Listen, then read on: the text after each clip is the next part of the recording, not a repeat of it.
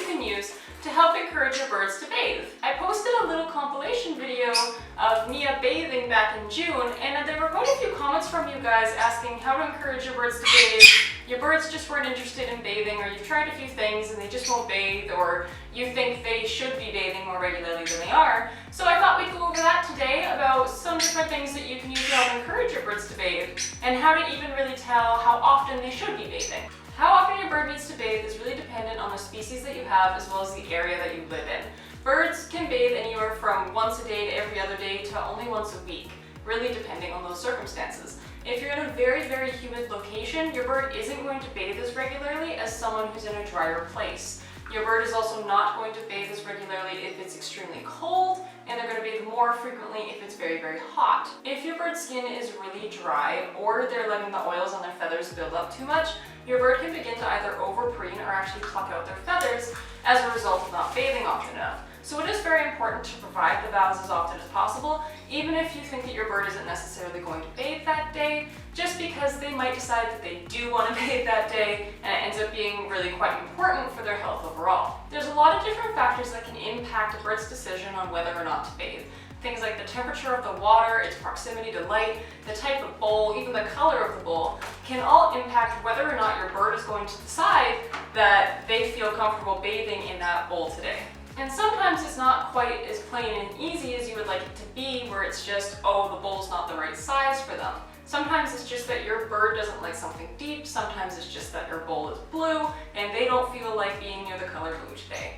It's very, very tricky for some birds, especially those who aren't used to bathing yet, to decide that certain things are comfortable for them. So the first thing that tends to impact bathing the most is the type of bowl that they're bathing in. So I've got a bunch of different types of potential bowls here. So all of these things have different elements in them that could make them appropriate for bathing depending on what your bird decides to choose that day.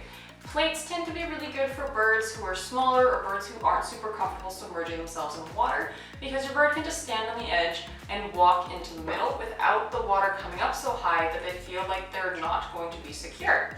This tends to be the best option for birds who have never bathed before, just because it does give them that extra bit of comfort where the water level isn't too deep. That being said, my birds don't generally like to bathe on plates because my plates are very, very flat and don't have a nice edge for them to grab onto. So if they go to stand on it, they feel like they're just going to slide into the plate. So for my birds, this doesn't really work. Instead, what happens to work for Mia, who has difficulty perching, is these two dishes here. This one is a really good one for training. It's just a creme brulee dish because it has nice tall edges for her to grab onto, but the bowl itself isn't deep enough to even come up to her tummy feathers if she stands nice and skinny. So this is a really good sized dish for her because it is nice and shallow and because it has really good places for her to grip on the sides. The next dish here is a commercially bought bird bathtub, and it is quite a bit deeper than the creme brulee dish. It's probably about double the depth, and it has a really nice tall side, which is good for grip. It's got a good lip on it, and the base of it is also textured, so if they do decide to go in there, they aren't slipping around constantly. However, I've not really seen either of my birds step into this tub. Mia doesn't like having her whole body submerged, and most birds don't.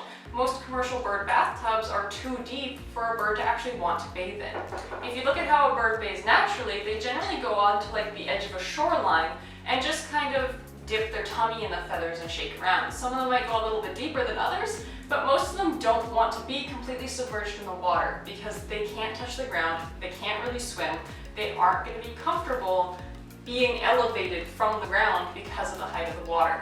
So you generally don't want a super, super deep bathtub. That being said, there are some birds who do love incredibly deep tubs, and that's when just your standard dinner cereal bowl, whatever you've got, can be helpful. The danger with these ones though, especially if you have smaller birds, is that there isn't a lot of grip on the edges and the water level can accidentally get way too deep. If your bird slips and falls in, they could accidentally drown. So you need to make sure that you're not filling it up too much and that you are supervising your bird the entire time that these things are present. As some of you may have noticed a little earlier, I do have a bunch of leaves here with me. Now this is just kale. You can use lettuce, you can use spinach, you can use whatever leafy vegetable you have. And basically what we're going to do with this is we're just going to make it a little wet and leave it on a plate. You can also take a clothes peg or a bag clip and just pinch them up on the bar of a cage or up on a rope and leave them hanging. Now the leaves don't have to be extremely soaking wet. They just have to have little droplets of water on them that the bird's basically going to rub their feathers all over. I did have a video a few years ago of Mia bathing in our Japanese maple tree that we had in the old bird room. And this is an extremely normal natural behavior for birds to have, is when the tree is moistened or the leaves are wet, they'll take them and they'll rub them on their body and they'll shake around in the leaves. That's another way that birds tend to bathe. That being said, I do find that birds that bathe in leaves over a bathtub do tend to have a bit more oils left behind on their feathers and they don't get nearly as clean. So this is a good way to start to encourage birds to bathing, but I wouldn't keep it as the only way that they bathe forever. Because your bird just isn't quite getting as clean, their skin isn't getting quite as hydrated as they would from bathing normally. But it is a very good tool to use if your bird isn't bathing for a while and you just need to get that little bit of extra hydration in there, or try to stimulate them into wanting to bathe. The next thing you can do is make the water a bit more interesting. You can also add toy parts, you can add beads, you could add rocks. As long as your bird can't accidentally swallow anything, you can just add any number of things that are going to get your bird more interested in the water and come over to investigate it. They can be big things, they can be small things, it doesn't even really have to be a lot, just a couple of things scattered around in a dish so the birds will come over and kind of poke at them and move them around. As a result, they'll end up kind of splashing the water a little bit, they might put their foot in the water and kind of end up slowly getting more comfortable with the water that's there. Because a lot of the time they just haven't been shown what it is yet. Once they start getting wet and they start getting a little bit of that moisture, the birds will often start to naturally know what to do and they'll start to figure it out. Sometimes that isn't always the case though. There are some birds who will touch the water, engage with it, and still not have that natural response on what to do. You can easily help your bird with this just by simply pretending to bathe in it. And I'm not telling you to jump in the tiny, tiny plate and try and bathe with your bird. All you gotta do is stick your fingers in the water and gently tap it around. And you're gonna start splashing it, making little bits of noises, and it's gonna kind of simulate the look of a bird going down in the water and shaking their wings. And it's gonna start to show your bird what to do with the water. And generally, most birds will catch on to this. They might just do it a tiny bit at first, but any small behaviors that are going to lead towards them bathing in the end is a step forward and is something that we want to reward, is something that we want to happen. So you're just gonna lightly tap your water and your bird's gonna start to interact with it. If your bird is really struggling or they're showing fear responses, you can implement treats into this as well. Tap your fingers in the water a little bit. If they look at the water, give them a treat. If they splash the water a little bit with their beak, give them a treat. If they put a foot in, so on and so forth. Most birds will not necessarily need that process because you're gonna start splashing the water around and their instincts will kind of kick in and they'll go, oh, we're bathing, it's bath time, and they'll start doing it. Some birds, however, have stronger fear responses, weren't properly shown these things when they were younger, and as a result, just don't know what to do with it. So you do end up having to splash the water a little bit and reinforce them for engaging with the water until you get a point where they start to bathe. The last thing I'm going to go over that ended up being the most important factor for me with Mia was actually lighting. Now, parrots can see the UV color spectrum. I've said this many times in all my videos. They can see all of our colors as well as a whole other spectrum of colors on top of that. And because of that, lighting from a window, lighting from a UV light bulb is extremely important for them to actually see everything. If you can only see half of the colors, or maybe you have partial color blindness, there's a whole spectrum of colors that's missing and the world can look a lot more bland, it can look a lot more dull. And that's exactly what happens to your bird when they don't have access to UV light.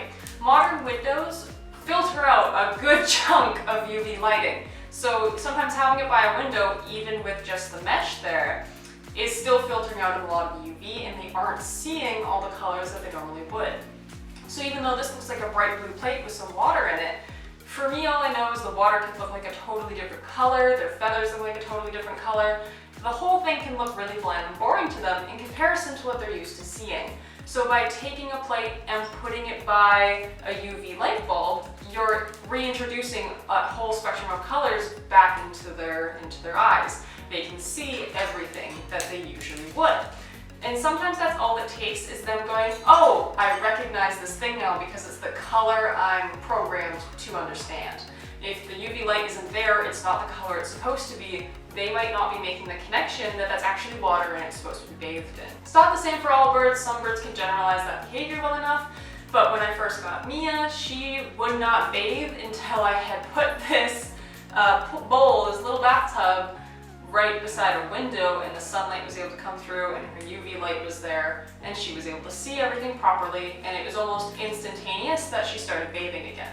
The next thing to think about is water temperature, and this is a pretty obvious one because if you go to have a shower and the temperature's not right, you're not stepping in that shower one way or the other.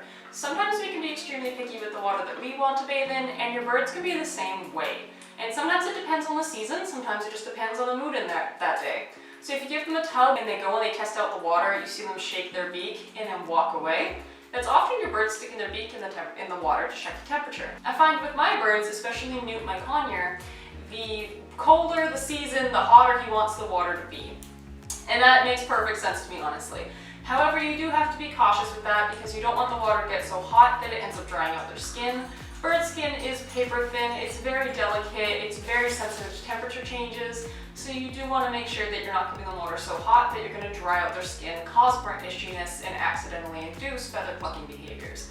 I don't tend to go anything more than just a touch above room temperature, because then it's warm, but it's not hot. So that's going to do it for today's video. I hope some of these tips are able to help you guys out. I know there were quite a few of you that were having difficulty encouraging your birds to bathe. I've used all of these before on my birds, and I found that they all worked for different purposes in their life, whether they were scared of the water or they'd just gone too long without bathing and I needed them to rehydrate their skin a little bit. I've used them all, I've had them all work with my guys. That doesn't guarantee that they will work for your birds. Every bird does have their own preferences and things that they're going to take to. So get creative, don't give up, experiment with a bunch of different things. But thank you guys so much for watching, and I'll see you all next time. Bye!